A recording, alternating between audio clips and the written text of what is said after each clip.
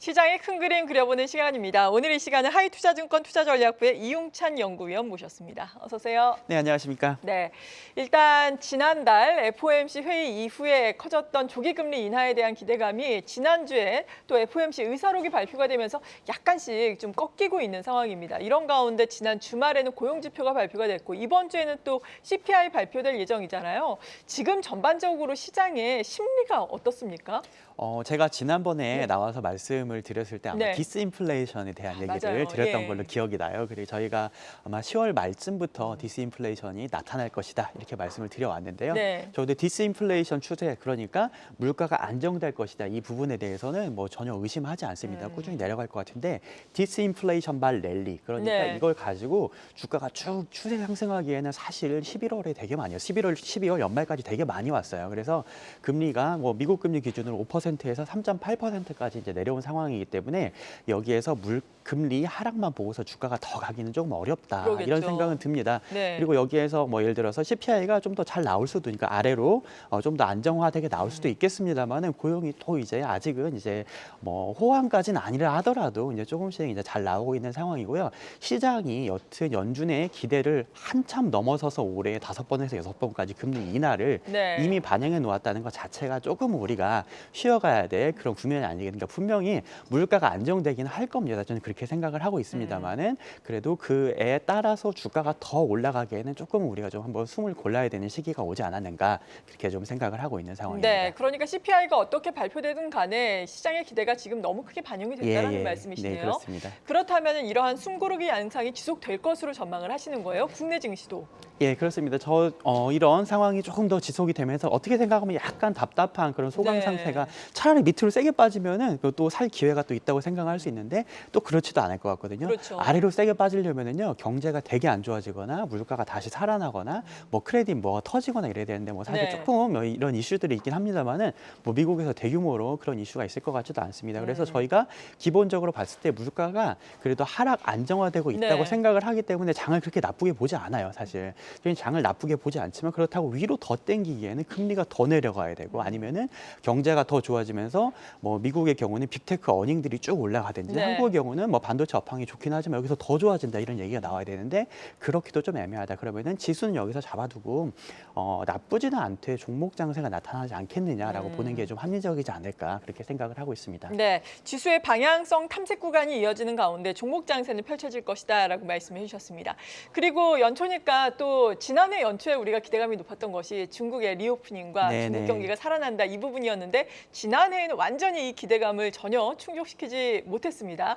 이번 주에 또 월초를 맞아서 중국에서 여러 가지 경제 지표가 발표가 되는데 이번 주에도 기대감은 그다지 크진 않은 상황이죠. 그러게요. 예. 네. 중국은 참 많이 좀 아쉽기도 하고 생각 외로 리오프닝 효과가 참 없었던 것 같습니다. 네. 이제 그런 것도 있고 지금 항생 지수가 너무 많이 내려와서 맞아요. 사실은 지금 우리 국내 투자자들에게도 많이 어려움을 여러 가지 주고 있는 것도 좀 사실이고 좀 안타까운 부분이 있는데요. 중국의 경제에 대해서 보자고 하면은 중국이 경제가 이게 수요가 많이 올라와야 되는데 수요가 참 안 올라가는 부분이고 이게 장기적으로 봤을 때도 구조적인 이런 문제들을 아직은 해결하기 참 어려운 부분들이 있는 것 네. 같습니다. 단기적으로는 수요 부진, 장기적으로 이런 구조적인 문제를 해결하기 참 어려운 상황에서 일단 단기적으로 우리가 기대를 하는 것들이 그러면 수요를 단기적으로도 올릴 수 있는 그런 정책들을 이제 수요 진작 정책들을 좀 이제 쓸 수 있지 않겠느냐, 그런 기대가 있는데 그것들도 상당히 미진한 그런 부분이고, 그럼 결국에는 해외 수요, 선진국 수요, 그러니까 수출에 수요를 의존할 수밖에 없어요. 네. 국내에서 수요 정책이 안 나오게 되면은요.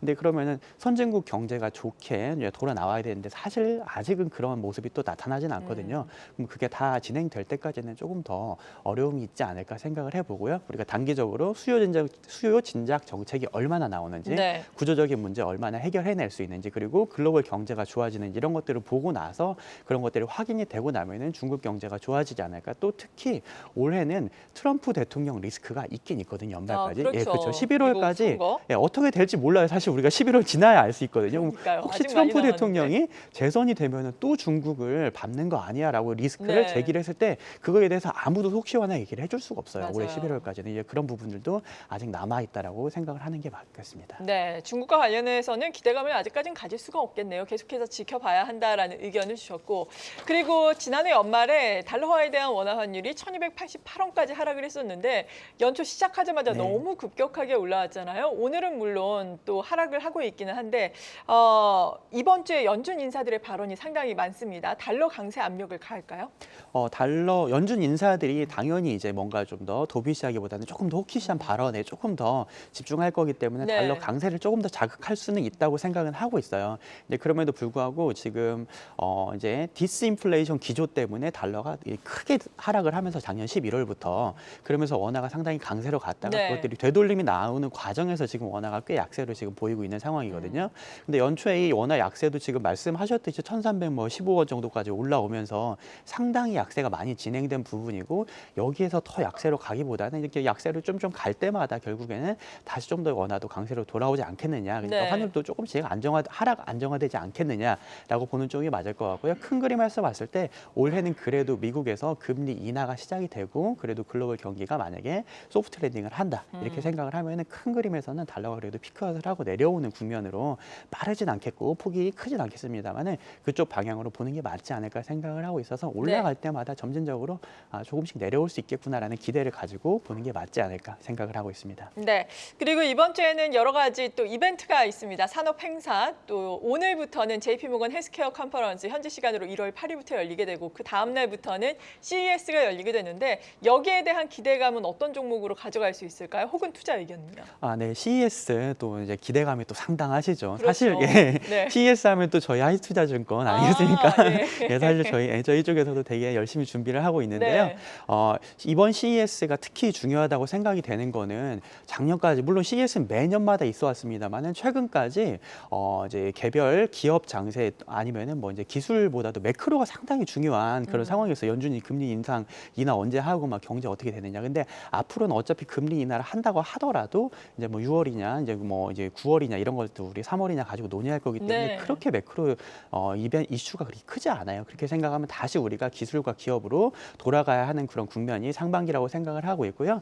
그래서 좀 더 CES에 대한 그런 중요성이 증가한다고 생각을 하고 있습니다. 우리가 CES를 어떤 측면에서 봐야 되느냐? 이게 AI가 정말 중요하다 이렇게 계속 네. 얘기가 나오고 있는데 사실 AI 그러니까 챗 GPT가 나왔을 때는 작년 봄 이후였기 때문에 이제 그게 부각받았을 때는요. 그래서 작년 CES에서 AI가 그렇게까지 우리가 그때는 이제 AI에 그렇게 이제 우리가 초점을 맞추지 않았었거든요. 네. 그런데 챗 GPT가 이렇게 흥행하고 나서 처음 받는 CES예요. 어떻게 생각하면은 그러면 그렇죠. AI가 어떻게 우리가 이게 확장될 것인지 지금 작년 내내 AI에 대해서 얘기를 해왔지만은 미국에서는 빅테크 7종목들 특히 빅테크 중에서도 마이크로소프트와 이제 반도체를 하는 엔비디아 이 두 종목에 맞춰가지고 포커스가 AI가 이쪽에서만 수혜를 보지 않겠느냐 먼저 그렇게 갔잖아요. 이것들이 어느 방향까지 어디까지 확산될 수 있을지 그 기대에 그 폭을 보여줄 수 있는 그런 쪽이기 때문에 AI가 얼마나 확산될 수 있는지를 확인을 해봐야 될 것 같고요. JP모건 헬스케어도 기대가 많아요. 왜냐하면 네, 올해 그렇죠. 바이오가 될 수 있을 것 같잖아요. 네, 벌써 맞아요. 연초부터 될 듯 말 듯 하면서 올라가고 있기 때문에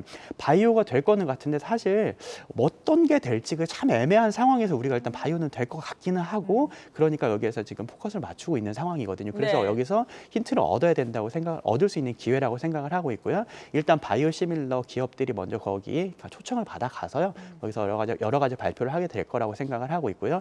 여러 가지 파이프라인에 대한 그런 계약들도 좀 나오지 않을까. 특히 플랫폼 기업들에 대한 그런 기대감들 이런 것들이 확인되는 그런 기회가 될 수 있지 않을까 해서 또 주시해 봐야 되지 않을까 생각하고 있습니다. 네, 많은 또 저희 기자들도 현지에 가 있는 걸로 알고 있고 또 많은 애널리스트들도 가서 또 현장을 바라볼 텐데 아무튼 잘 정리를 해서 다음에 또 이야기를 해주시면 너무 좋을 네. 것 같습니다. 이번 주에는 기업들의 실적 발표도 있습니다. 오늘 LG전자 잠정 실적, 내일은 삼성전자 잠정 실적 발표가 되는데 투자 전략은요? 저희 길게 봤을 때 아까 말씀드린 대로 일단은 올해 최소한 상반기까지는 위아래 다 막혀 있는 상황이 아닐까. 네. 지수는 이렇게 생각을 하고 있어요.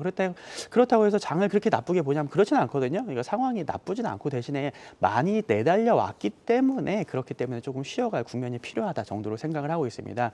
그러면 결국에는 지수는 잡아둔 상태에서 종목 장세가 나올 수밖에 없고 그러면 우리가 조금 더 종목에 집중을 해야 되는 상황인 것 같아요. 그렇게 생각하면은 지수면으로 봤을 때는요. 뭐 시장 전체로 봤을 때는 조금 내려갔을 때 그때 다시 매수하고 조금 올라갔을 때 너무 흥분하지 말고 거기서 차익 실현하는 그런 전략으로 대응을 하면 맞을 것 같고요. 그런 상황에서 조금 더 개별 종목들에 집중을 하면서 너무 주도주를 찾자 막 테마로 가자 네. 이런 것보다도 개별 종목들 좋은 종목들 업황 개선되는 종목들 실적 올라오는 종목들 많을 거예요. 이제 거기에서 조금 포커스를 맞춰서 종목을 종목을 선별을 하다 보면은 조금 더 지수보다도 훨씬 나은 결과를 수익률을 얻을 수 있지 않을까 이렇게 생각을 해봅니다. 네, 지금까지 하이투자증권 투자전략부의 이용찬 연구위원과 함께했습니다. 고맙습니다. 네, 감사합니다.